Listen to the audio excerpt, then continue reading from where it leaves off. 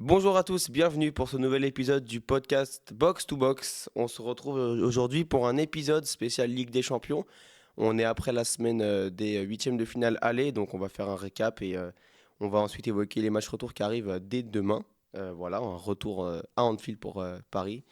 Mais d'abord, je suis accompagné de Robinson et Mathieu. Comment vous allez les gars? Ça va et toi? Super, et toi? Ouais, on mentionnera juste l'absence d'Enzo Balma qui a beaucoup de travail en ce moment. On va démarrer tout de suite. J'ai envie qu'on commence avec un match plutôt facile à décrypter, je trouve. C'est Bayer Leverkusen. Une grosse affiche hein, pour un huitième, un bon derby d'Allemagne entre Le top spiel. voilà, les deux premiers du championnat et qui s'affrontent. Mais, Robinson, tu vas me dire ce que tu en penses, mais une affiche qui a déçu parce que il y a eu un non-match de la part d'une des deux équipes. De la part de Leverkusen, ouais. Et il Ouais, y avait ouais. eu des choix tactiques un peu étonnants aussi, Ouais, je là, trouve, de la part de Xabi Alonso. les deux devant, par exemple. Là. Le gardien titulaire qui était sur le banc. Alors Frimpong, il y avait peut-être une blessure, mais en tout cas on ne savait pas avant le match. Et d'un coup, comme ça, il y a le remplaçant qui fait un match vraiment compliqué en plus. il est fautif sur un but, il sort mal. Ouais, il fait vraiment un mauvais match. Donc, ouais, c'est ça, c'est un non-match et ça enterre un peu leurs espoirs, quoi. Alors, il y avait un coup à jouer. Franchement, pour eux, il y avait un coup à jouer. Et là, ça paraît insurmontable. Il y a 3 buts à rattraper. Ils sont pas en super forme depuis quelques matchs, donc ça paraît trop compliqué. Ouais, comme tu dis, au niveau de la compo, il y a eu Frimpong en pointe, c'est surprenant de la part de Xabi Alonso, alors que Boniface et Schick sont sur le banc, donc on a du mal à comprendre la tactique. Mathieu, toi, tu veux nous évoquer un peu ce match, comment Bayern a joué selon toi Bah déjà tu l'as dit sur la physionomie du match, c'est décevant, déçu à la fois par le résultat parce que comme l'a dit Robinson, ça enterre un peu les espoirs et le suspense, et déçu aussi, comme tu l'avais dit aussi, par l'approche tactique de Xabi Alonso qui a franchement ça m'a énormément déçu, surtout qu'on a vu le dernier match Bayern Leverkusen où Leverkusen avait complètement dominé le Bayern, avait eu la possession. Je crois qu'il y avait deux expected goals à quasiment zéro. Ça s'était soldé par un 0-0, mais on avait vu que le Bayern Leverkusen était capable, ça c'était il y a que 3 semaines, hein, de tenir tête au Bayern et de les dominer. Et là, cette approche tactique où ils ont décidé de rien produire, d'être à 11 derrière.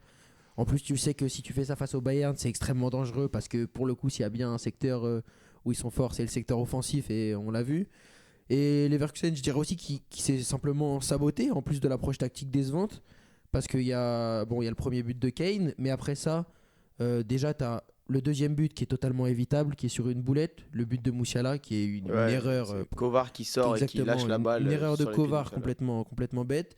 Ensuite, tu as le carton rouge de Mukiele où pareil, bon bah c'est un coup du sort, mais enfin c'est encore une fois c'est mérité. Ah, mais c'est une faute loin du but, il est débile Elle ce est, elle est, carton. elle est inutile, c'est C'est bref. un carton vraiment bête. C'est vraiment du sabotage. L'équipe est assez dans le mal et en plus il rajoute une supériorité numérique pour l'adversaire. Et ce qui permet au Bayern derrière de mettre un troisième but, encore sur une faute, puisque c'est sur un penalty d'Harry Kane.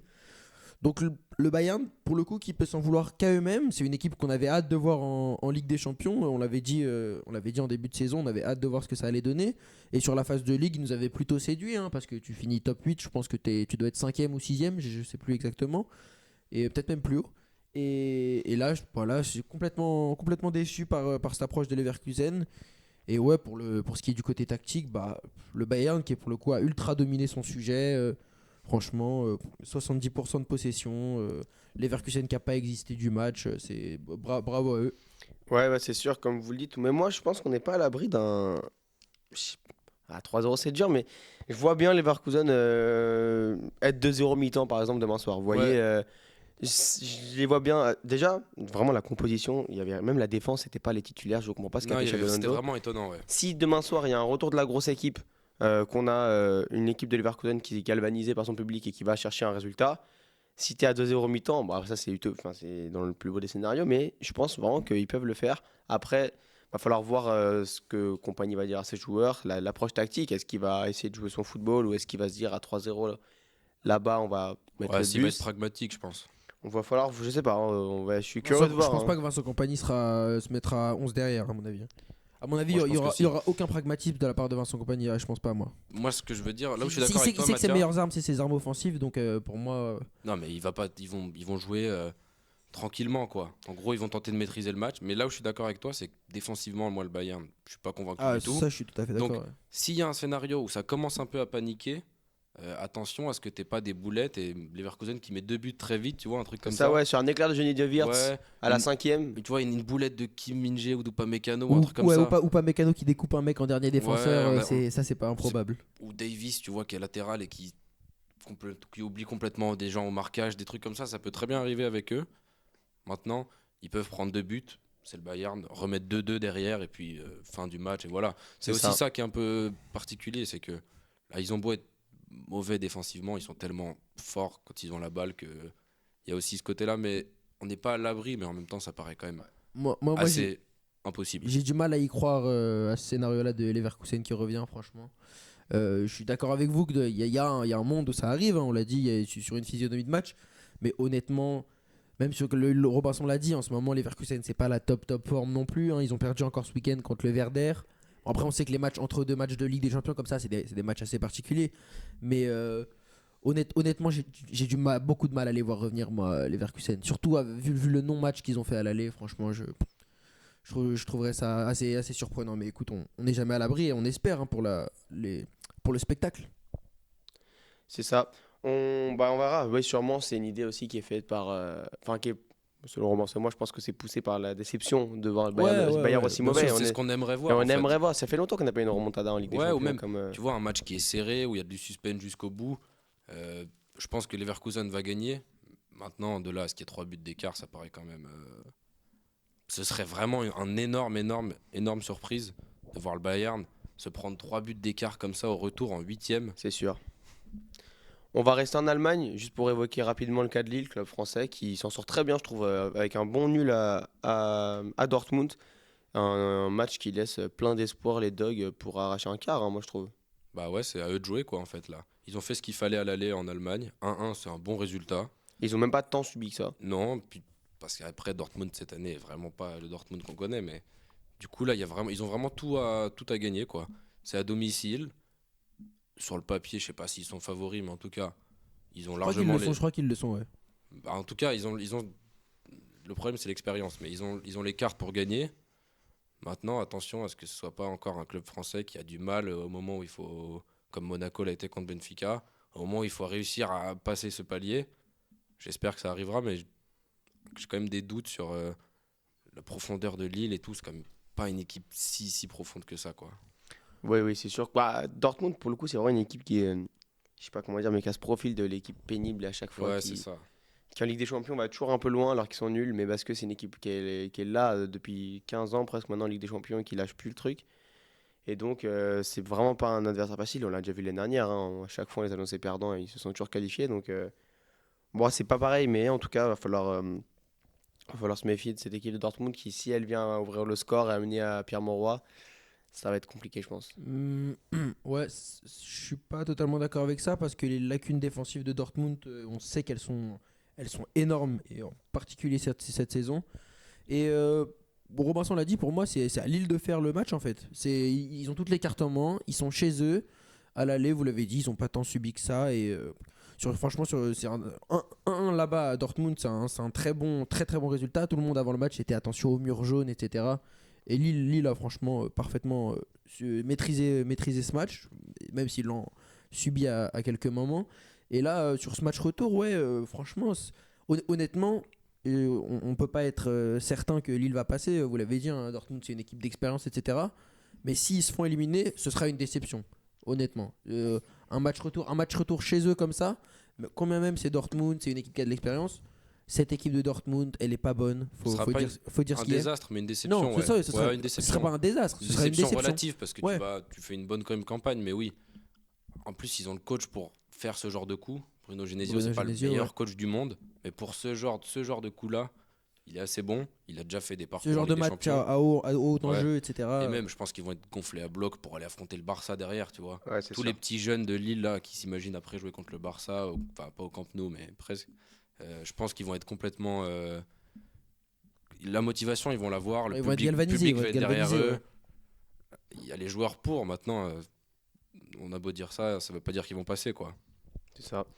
Bon, avant d'évoquer les deux plus gros matchs, c'est-à-dire le derby de Madrid et Paris-Liverpool, on fait peut-être un très rapide tour des autres matchs parce qu'il y a quand même des choses intéressantes à dire. On commence par le moins intéressant, je trouve. Inter-Feyenoord.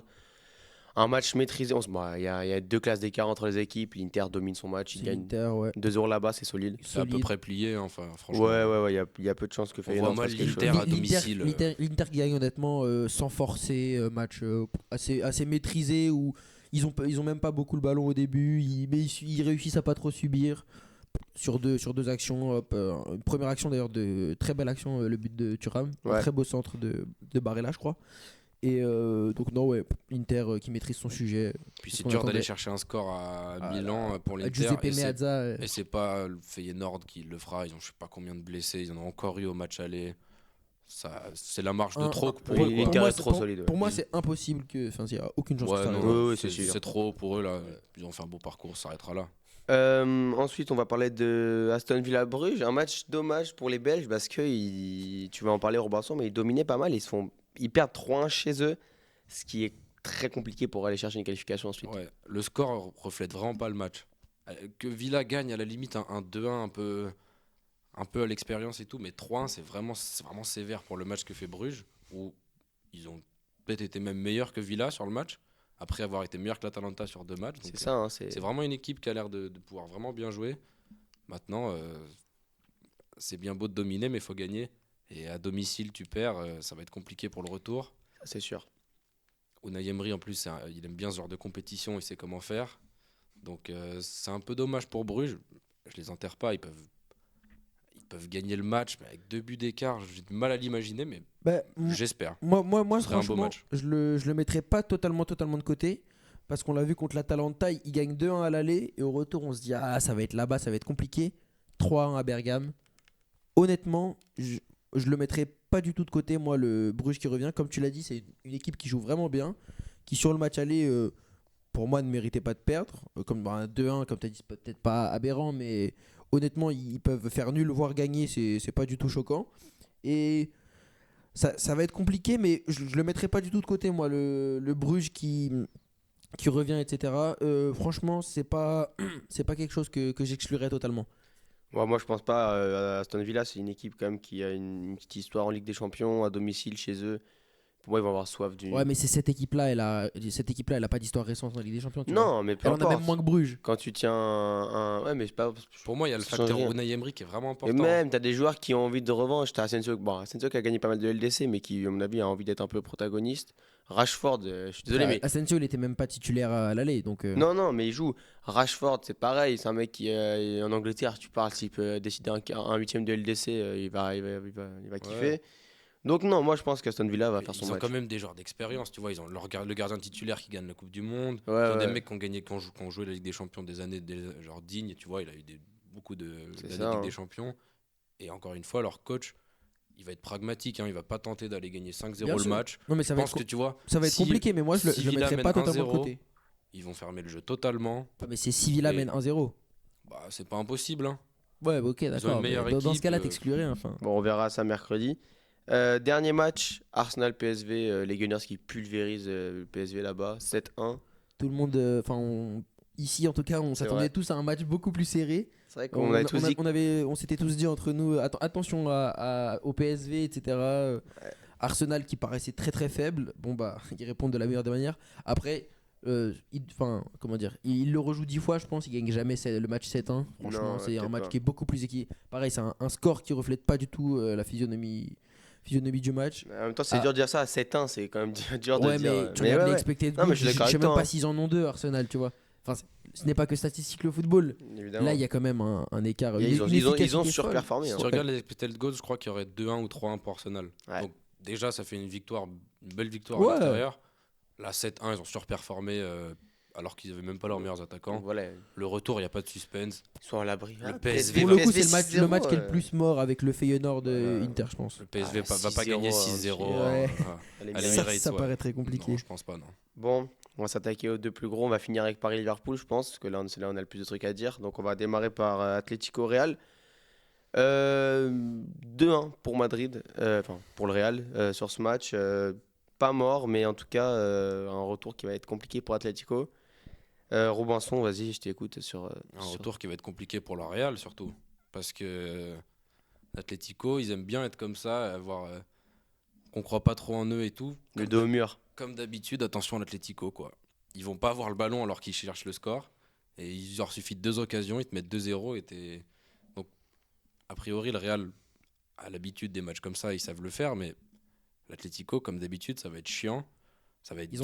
Ils ont l'habitude de faire des coups comme ça aussi, l'Atlético. Bah, c'est ça. Donc, contre le Real, pas trop. En Ligue des Champions, ça leur réussit pas tellement, mais tout peut se passer dans ce match. Vraiment, tout peut se passer. Maintenant, tu vois, par exemple, si le Real mène au score assez vite, avec leurs attaquants de feu, c'est pas impossible. Ça paraît vraiment compliqué. L'Atlético, leur plan, ça va être, je pense, 1-0. Et puis après, on verra bien en prolonge ce qui se passe. Quoi. Bellingham va de retour déjà. Ouais. Il n'était pas là au match aller. En Mbappé, parlant un Vinicius peu de ce ont marqué match ce aller, énorme match de Rodrigo. Ouais. Brahim Diaz aussi. Brahim Diaz qui fait un super très, but, très il marque gros un match. Tout le super monde est but. en forme là. Hein. À chaque fois on mentionne Vini, mais franchement en Ligue des Champions dans les grands soirs, moi je trouve qu'on voit limite plus Rodrigo sur les 2 dernières saisons. Ouais, je suis d'accord. Je sais pas si on le voit plus, on le voit autant. Parce que Il quand marque à chaque fois. Sur le match aller, Rodrigo. Vinicius, l'année dernière, quand ils vont gagner avec des champions, on voit plus Vinicius que Rodrigo. Mais ça dépend des Ça années. dépend quand. Hein. Et en Au fait- retour à City, c'est Rodrigo qui marque. Non, Ouais. c'est Vinicius. Mais- Non, c'est Rodrigo. En finale, c'est Vinicius. Ah non, c'est à l'aller qui marque C'est Vinicius. Vinicius marque à qui est la- homme du match en finale. C'est Vinicius qui Oui, est bon. oui, tu vois. évidemment. Ouais. Non, mais il y a toujours soit l'un, soit l'autre, voire les deux. C'est sûr, mais Et maintenant, il y a Mbappé Et en en plus. plus, et maintenant, voilà, il y a Mbappé qui est en Ancelotti, c'est ce forme. qu'on dit, c'est qu'il arrive à faire jouer les 3 maintenant. Et les trois sont en forme. Et C'est même ça. leur remplaçant, Brahim Diaz, est en forme. Ouais. Bon, les autres, ils jouent pas. Güler, Hendrik, ils jouent pas. Ouais. Mais Non, mais pour moi, il y a plus de débat sur l'entente devant, savoir si ça fonctionne bien. Pour moi, le seul truc, c'est le déséquilibre que cette attaque fait avoir le C'est ça, Real, comment ouais. dire. C'est pour ça que c'est très compliqué. Et on a parlé avant de Bayern, Bayer Leverkusen, qui a un des chocs entre clubs d'un même pays, pardon, qui nous a un peu déçus. Là, pour le coup, c'est ce à quoi je m'attendais. Ça va C'est être- ouais, c'est un ça, match hein. comme ça, où il y a pas tant d'action que ça. L'Atlético subit beaucoup, mais en contre-attaque, ils sont ultra dangereux.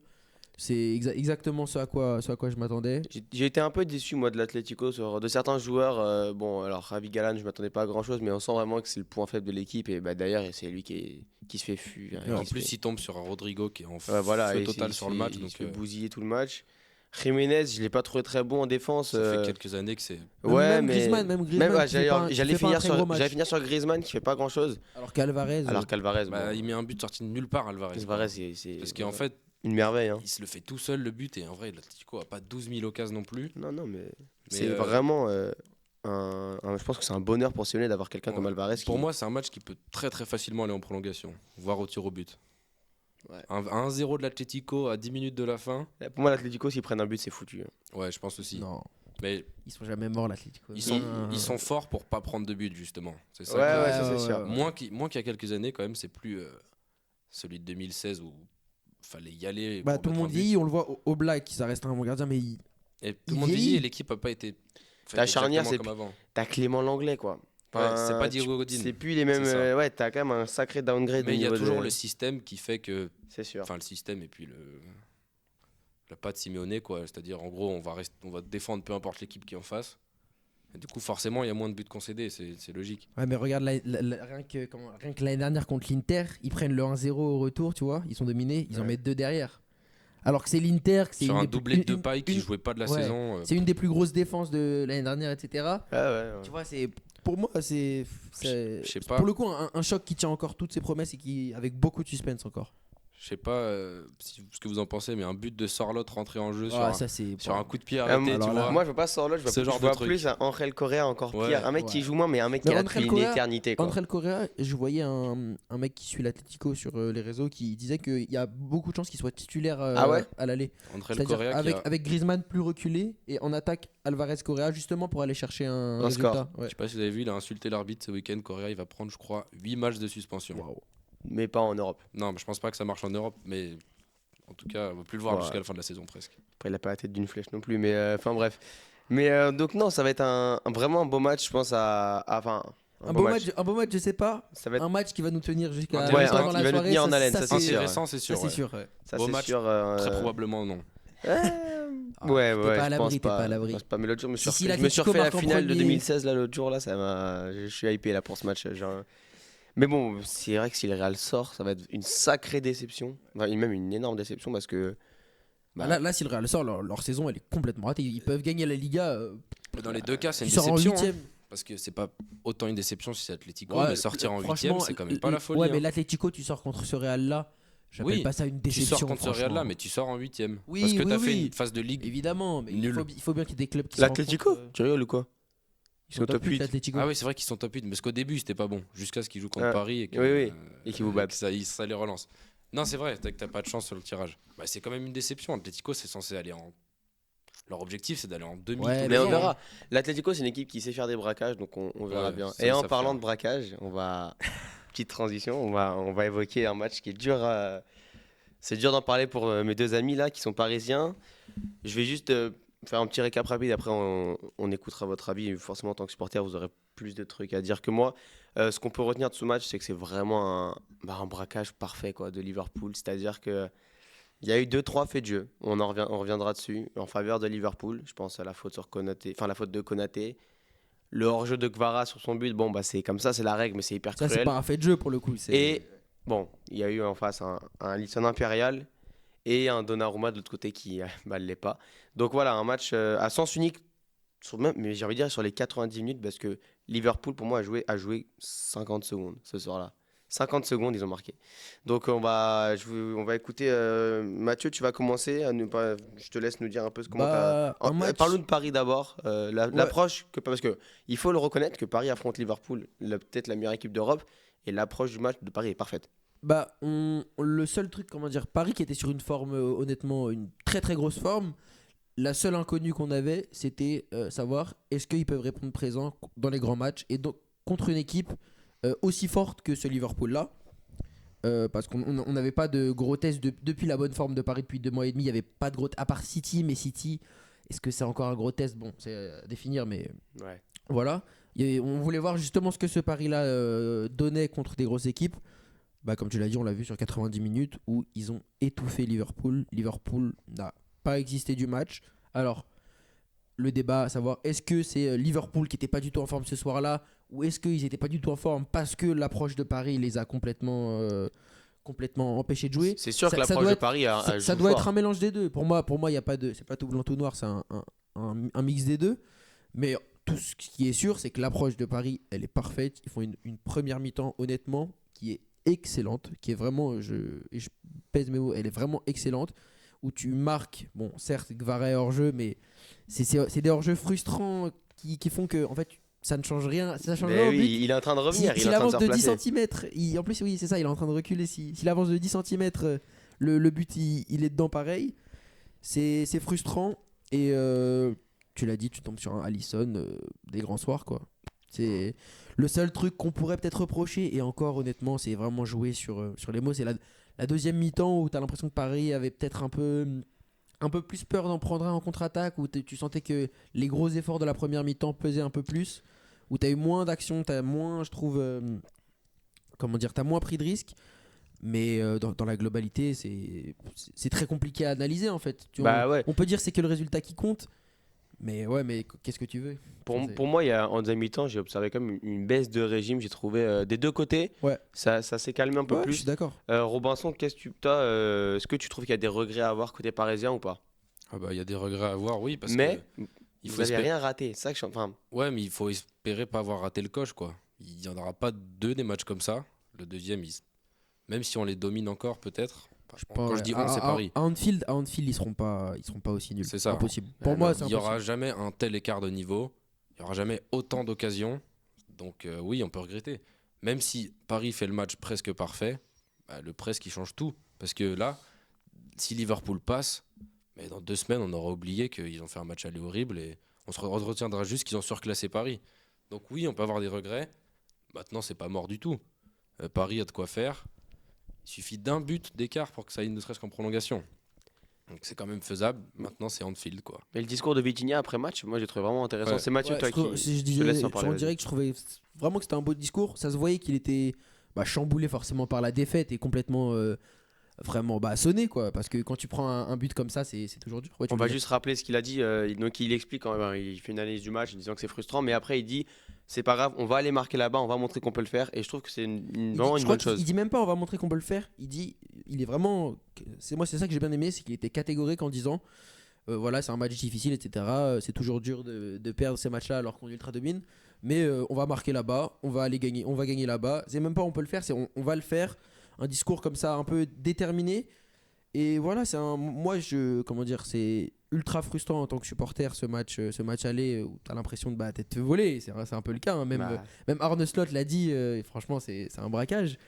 Mais je suis encore plein d'espoir. Ne serait-ce que la rentrée de Désiré Doué qui est très très bonne contre Liverpool. Il fait vraiment une très très bonne demi-heure où pareil, Alisson lâche un arrêt sur une de ses frappes qui est monumentale. Et voilà, hâte de voir l'approche de Luis Enrique aussi. Est-ce qu'il va faire jouer Kvara, Dembélé, Barcola et Désiré Doué? Est-ce que les 4 joueront ensemble avec Désiré au milieu? Moi, je pense pas.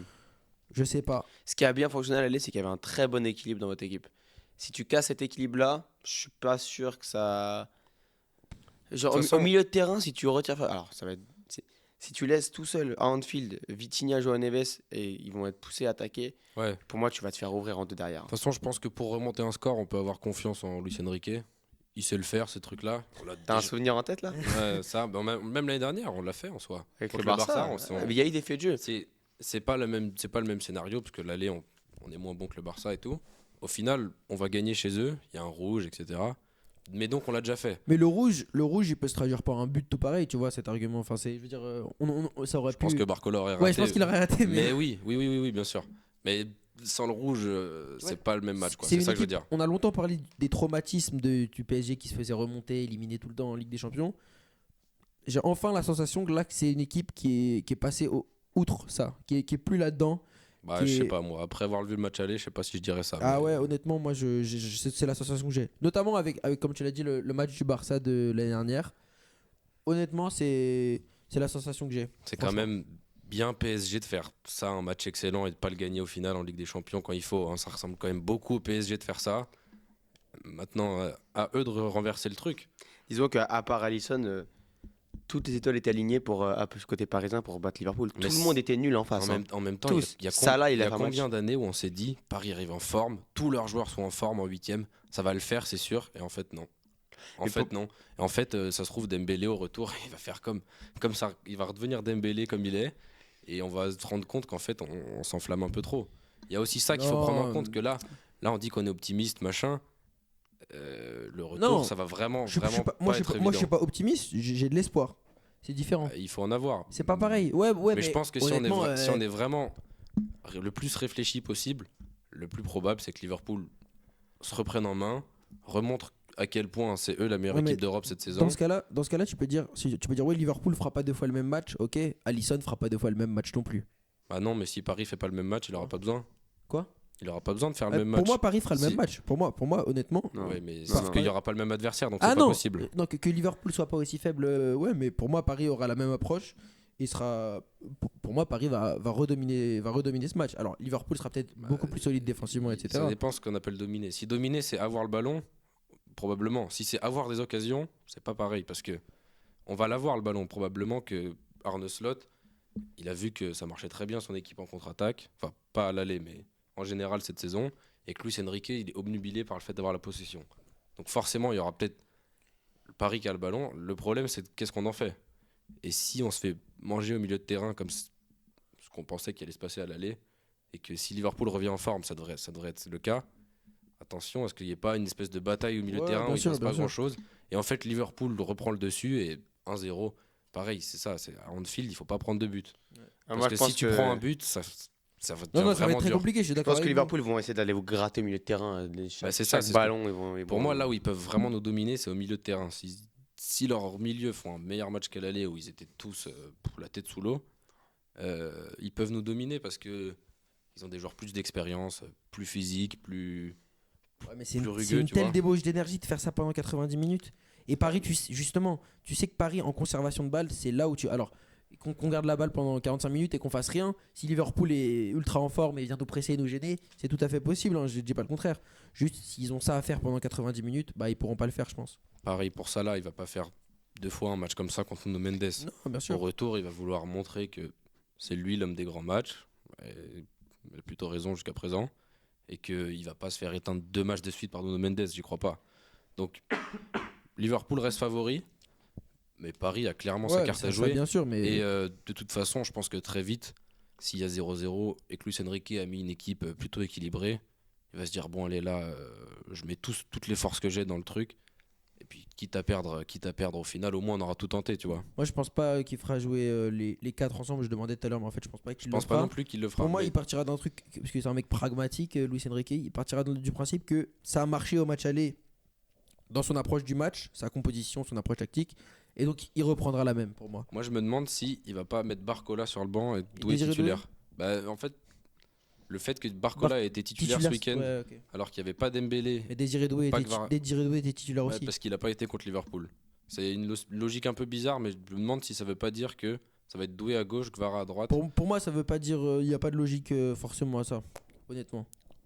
Pour moi, il y a un truc Je qui sais va pas, être- moi je Pour me moi, demande pour moi si Dembélé et Kvara seront titulaires à coup sûr. Ça, c'est. ouais, c'est sûr. S'il y a une évident. surprise, pour moi, c'est plutôt Barcola sur le banc. Ouais, je suis d'accord. Moi, je pense que Dembélé. Enrique va demander à ses ailiers de beaucoup plus attaquer, beaucoup plus jouer le 1 contre 1 qu'à l'aller, ce qui n'était pas trop le cas. Bah, Dembélé l'a fait un peu. Si Dembélé Un l'a peu fait, en première Et mi-temps. après, il s'est un peu éteint. Ouais, mais Kvara Barcola l'a pas l'a fait fait le 1 aussi. contre 1. Kvara Kvara l'a l'a fait, mais Barcola non. Moi, je pense que Parce que Barcola- Trou et Liverpool, ça va venir sur les ailes. Barcola, c'est clair. Barcola, il a besoin d'espace. Et Ouais, il je sais. n'y avait pas d'espace pour le coup. C'est Bah, pour ça alors qu'il pour le faut- coup, Liverpool, ils vous laisseront pas d'espace. Dans tous les C'est cas, ça. ils vont jouer plus bas. Hein. Non, bien sûr. Ouais, il a besoin Mais- d'espace, mais il y a un moment, quand c'est Trent en face, faut en profiter. Parce que quand il y a des prises à deux, je veux bien. Mais quand- il a quand essayé un moment, mais t'avais Ouais, Konaté ouais. derrière en Bah ouais, couverture mais qui, pour le coup. il faut qu'il se surpasse, quoi. C'est bien beau d'avoir des espaces en Ligue 1, mais là, c'est ce genre de match où il faut qu'il montre que c'est pas juste un mec qui sait prendre la profondeur et tout, et qui peut ajouter d'autres aspects à son jeu, parce que là, on va clairement en avoir besoin. Ouais, c'est sûr. Bah, pour conclure, juste, ça fait beaucoup de débats sur les réseaux, tout ça. Le but de Liverpool, pour vous, qui est vraiment fautif? Parce qu'on n'est pas d'accord, je pense, entre nous. Là, pour moi, je dis mon avis, après, on vous écoutera.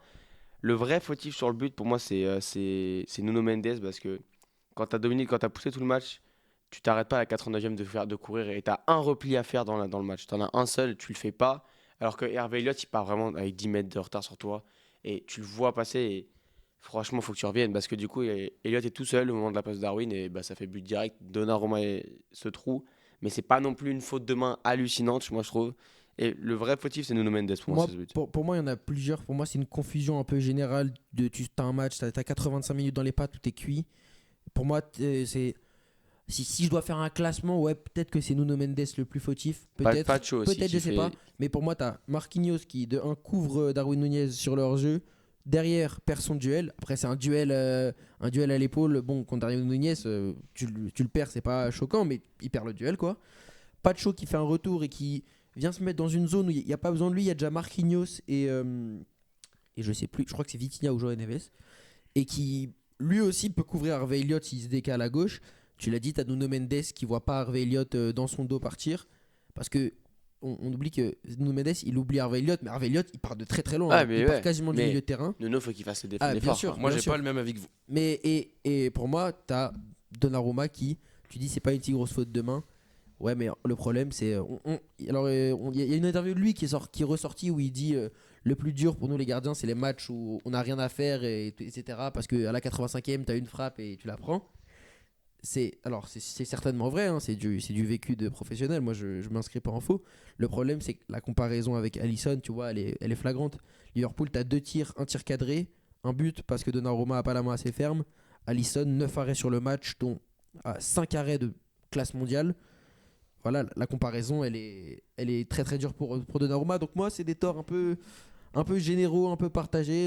Et peut-être que si je dois faire un classement, c'est Nuno Mendes parce que c'est le plus flagrant, entre guillemets. Mais ça se joue avec Donnarumma, honnêtement. Moi, c'est Donnarumma tout en haut, loin devant les autres.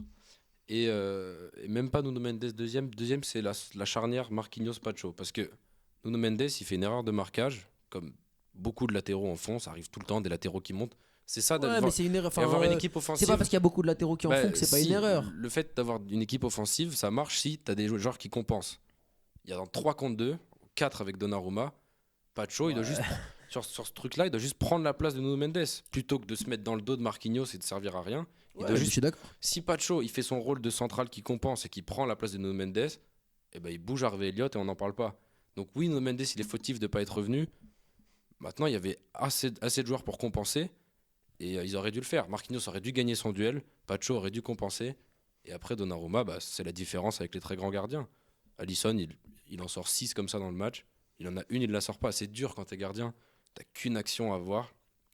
T'es jugé que sur ça, c'est hyper dur. Mais bon, c'est toujours les mêmes noms qui reviennent. C'est toujours Donnarumma qui revient. C'est toujours Marquinhos. À un moment, On sait que c'est pas un gardien fiable. Hein, c'est ça. Marquinhos, il a beau faire une des meilleures saisons qu'il a fait depuis le début, depuis qu'il est arrivé à Paris. Et j'ai toujours le même problème dans les gros matchs où il suffit qu'il perde un duel, hein, c'est horrible. Mais il perd toujours le duel qu'il faut pas perdre. Et Donnarumma, pareil, l'arrêt qu'il faut faire, il le fait jamais. Donc Nuno Mendes, c'est vraiment pas exempt de tout reproche, mais à partir du moment où il y avait assez de joueurs pour défendre, tu vois, sur l'action, il y a 3 Parisiens, il y a 2 joueurs de Liverpool. Non, il y en a peut-être 3, il y a peut-être un autre joueur qui fait un appel. Ils auraient très bien pu la contenir, l'action. Il n'y a pas de show qui fait vraiment un choix incompréhensible de. Ouais. Je sais pas ce qu'il fait, il immole la situation, quoi. Et Mathieu a raison, pour moi, ça vient aussi du côté panique. C'est la première action de Liverpool, 85e. Tu stresses, tu dis, oh non, on va pas se Dans ta tête, on va tu dis pas que, se oh non, on va on pas se se prend prendre là pour quand toi, même, exactement. pas maintenant, quoi. Ouais, mais. Et Ouais. après, Pacho, jeune défenseur qui n'a pas beaucoup d'expérience, mais Non, mais c'est pour ça une que erreur, je une le erreur mets bête. pas tout en haut. Pour moi, c'est Donnarumma. C'est censé être un taulier de l'équipe. Et Marquinhos, pareil, c'est censé être des tauliers. Disons que Donnarumma, la frappe on d'Eliott, allait le chercher pour que ça devienne notre gardien pendant 15 ans, machin, alors qu'on avait déjà un bon gardien. Il est censé être. Il fait partie des vice-capitaines. C'est censé être un des tauliers de l'équipe. C'est ce que je disais avant le match, c'est que là où Donnarumma c'est pas un grand gardien, c'est que le match qu'Alisson te sort, Donnarumma n'en a jamais fait un comme ça à Paris. En tout cas, Non. dans un gros match. Ou alors il en fait un comme ça, et puis au dernier moment, il prend le but quand même. Mais tu peux me citer un gros match de Paris où Donnarumma fait un match un peu comme Alisson? J'en sais rien, parce qu'un gros match de Paris, ça veut dire qu'on domine. Un match de Ligue des Champions. Bah non, cette année, non. Non, mais même depuis qu'il est à Mais Paris. pour moi, c'est pas sur un match aussi long comme contre le ça. Real, contre le Real. J'ai aucun gardien. Des performances comme ça de gardien, j'en ai presque aucune à te sortir comme ça. Moi, c'est juste. Non, mais ou des mecs qui font un ou deux arrêts Quand t'es dans décisifs une- dans les gros quand matchs. t'es dans une Donnarumma, équipe ça comme arrive pas. Paris, il faut faire 2-3 arrêts décisifs dans le match. Ouais. Et il les fait jamais. Donc, Et surtout que la frappe d'Eliott, Ah on la ah voit non. venir qu'elle va aller là quand même. C'est ça, Tu c'est sais pas- qu'elle va aller sur le second c'est poteau. pas comme si je veux pas lui en vouloir s'il met une lucarne gauche et qu'il peut pas bouger de normal. Là, bon, bah, voilà. Puis on fait que répéter Là- que Donnarumma c'est un gardien qui va vite au sol, etc. Bon bah on a vu que Un gardien de sa taille, il fait 2 mètres quand parce même. qu'il est grand, de la classe, du statut qu'il a, du salaire qu'il a, il faut la sortir. Il le fait pas. Je sais pas depuis combien de fois on parle de Donnarumma en Ligue des Champions. Je pense que le constat il est clair, faut changer quoi. Ouais. Bon bah sur ça, on va s'arrêter là. On verra bien dès demain soir. Tout sera réglé. On verra si Paris a fait un miracle. C'est vrai ou que c'est si, déjà demain. aussi la saison s'arrête encore une fois en mars pour Paris parce que bon, tout est plié ailleurs. On espère que ça vous aura plu. On se retrouvera en fin de semaine pour faire un débrief de ces 8e retours. Et puis, une pensée à Enzo qui est pour Liverpool. Il aurait tenu à dire ce qu'il voulait, mais bon, il est pas là. Merci de nous avoir écoutés. Et puis, on se retrouve pour le prochain épisode.